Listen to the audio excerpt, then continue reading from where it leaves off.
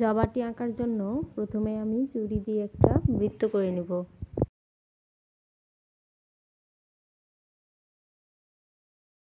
এরপর মাঝ বরাবর একটা ফোঁটা দিয়ে নিব। নিচের দিকে একটা গোল রাউন্ডের মতো করে নিব। এরপর 3টা দাগ দিয়ে নিব, মাঝ বরাবর একটা আর দু সাইডে 2টা। এরপর এইভাবে ঢেউ ঢেউ করে নিব, তাহলে পাপড়ির মতো হয়ে যাবে।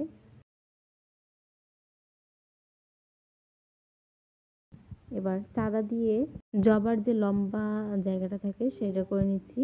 উপরেও ছোট ছোট ফুলের মতো থাকে, সেগুলো করে নিচ্ছি।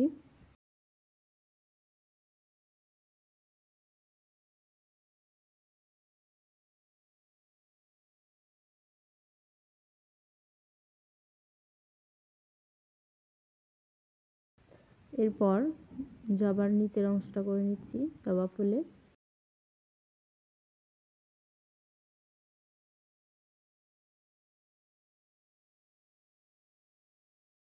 এবার পাতাটা আঁকার জন্য আমি চাঁদা দিয়ে একটা দাগ দিয়ে নিলাম।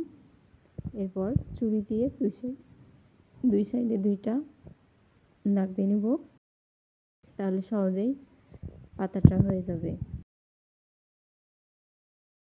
এরপর দাগের উপর এভাবে একটু কাটা কাটা ভাব করে নিব। এবার জেল পেন দিয়ে একটু আমি হাইলাইট করে নিচ্ছি। আপনারা কালার করার পরে 4B বা কালো কালারের যে পেন্সিল আছে সুচালো করে কেটে হাইলাইট করতে পারেন।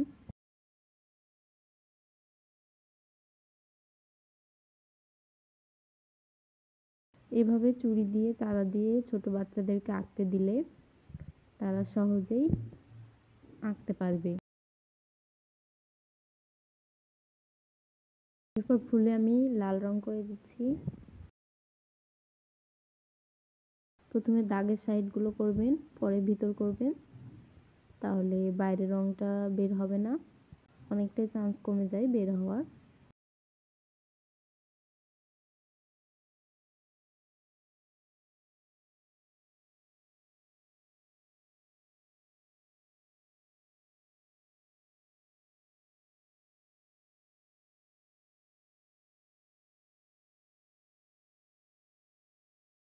এরপর ছোট ছোট গোলগুলাতে আমি হলুদ কালার করে নিচ্ছি।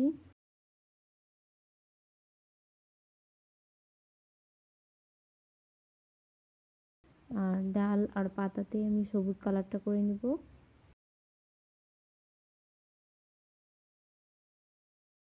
এখানেও আমি প্রথমে দাগের সাইডগুলো এবং ছোট ছোট ভাঁজগুলো আগে করে নিচ্ছি, যাতে করে রং করতে গিয়ে বাইরের রংটা বের না হয়।